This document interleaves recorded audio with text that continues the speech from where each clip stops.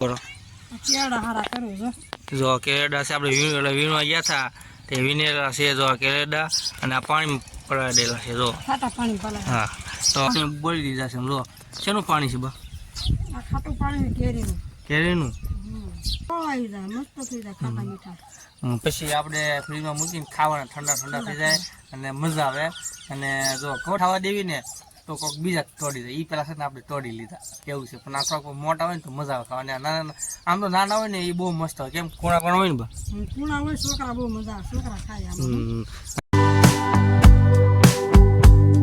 જય માતાજી, જય હિન્દ, જય શ્રી રામ. તો સ્વાગત છે આપણા નવા બ્લોગમાં. તો અત્યારે તો છે ને આપણે આવી ગયા છીએ દુકાને. તો મસ્ત નાય ધોઈ થાય તૈયાર થઈને અને આપણે અહીંયા છે ને આખરે માવા બાવા બધું બની ગયું છે પણ આ આપણે બેહવાનું છે બેઠા બેઠા. અહીંયા બા શું કરે ને એ જોવાનું છે. જો એ શું કરે તમને દેખાડું પહેલાં. બા શું કરો? કેળા હારા કરું છો. જો કેરેડા છે આપણે વીણવા ગયા હતા તે વીણેલા છે જો કેરેડા અને આ પાણી પડાવી દેલા છે જો ખાટા પાણી પલાય. હા તો અહીંયા બેઠા બેઠા આપણે છે ને એસકે ભાઈ આવી ગયા છે. એની ગાડી કઈ ગાડી છે? BMW. તો એ માવા લેવા આવી ગયા છે તો આપણે પણ છે ને હોમ ડિલિવરી કરવી છે. તો પૈસા બીજા કાઢે એટલે ભૂલાઈ ગયા. જો આજમાં તો પડે આપણે ગયા તો પૈસા ભૂલાઈ ગયા ભાઈને ઘરે લઈ આવશે. કેમ પડી ગયા? તો આપણે 4 માવા લઈ લેવી. 4 માવા તો ને અત્યારે છે ને પોરમાં બા છે ને વીણી એવા છે કે અડા આપણે બ્લોગ બનાવેલો છે પહેલાં હું જોઈ લઈ ગયો. હું કામમાં આવે ને અત્યારે જો આપણે હાથનું બાઠુનું કરવા હાટું તો કેમ પાણી બોલી દીધા છે. જો શેનું પાણી છે બા?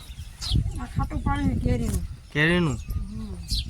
તો ખાટું પાણી છે કેરીનું એ બધું નાખીને હું નાખ્યું હોઉં એમાં નાખી હળદર હા અને મીઠું ખાટું પાણી અને કેળા બહુ આવી જાય મસ્ત થઈ જાય ખાટા મીઠા.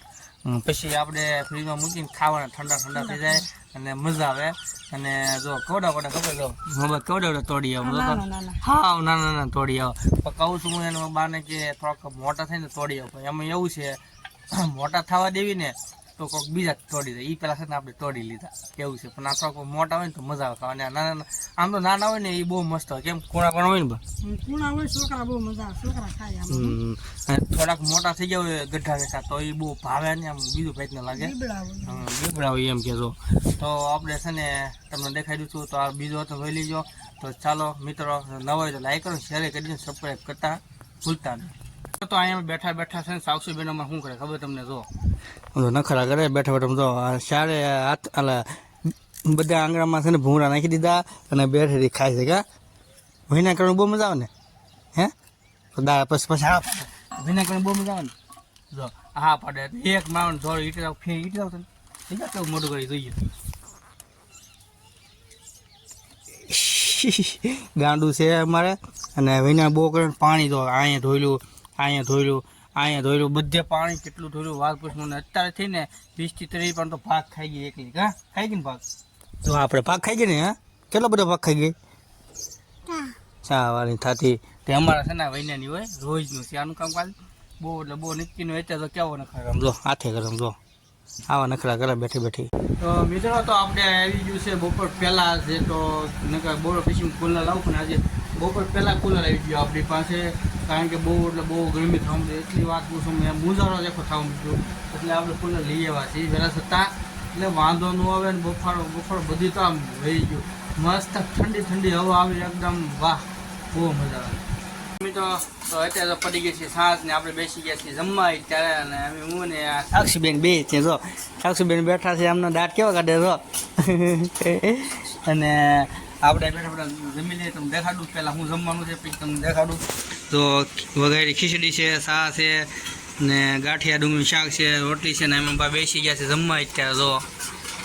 અને એ તો ગુંડા હોય છે કેરડા ખાય છે એનું 800નું આપણે બનાવ્યું હતું અને પેલાનો બ્લોગ હતો તેમાં જોયો હોય છે તમે. ચાલો મિત્રો તો જમી રહી ભૂખ બહુ લાગી છે.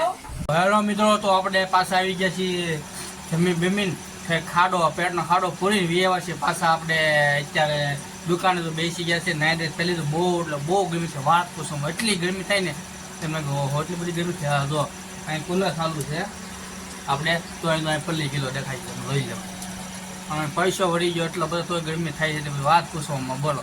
તો આપણે છે ને ફોન ખાઈ લેવી એટલે થોડોક છે ને વાંધો ન આવે અને પરસો ફૂંકાઈ જાય એટલે વાંધો ન આવે બહુ. એટલે તો અત્યારે જો અમે સાક્ષીબેન આવી ગયા છે અને પાછા સિક્કા રમવા માંડ્યા છે અત્યારે જુઓ. તો આજનો બ્લોગ આપણે અહીં પૂરો કરી દેવી છે આપણે ગંજીમાં. તો લાઈક કરો, શેર કરો, કમેન્ટ કરો, સાથે સબસ્ક્રાઈબ કરવાનું ભૂલતા નહીં. ને મિત્રો તમને ગમ્યો હોય તો બ્લોગ તો એકાદી કમેન્ટ કરી દેજો કયા ગામથી મારો બ્લોગ જોવો છો તો એ સાથે ગામનું નામ લખી દેજો.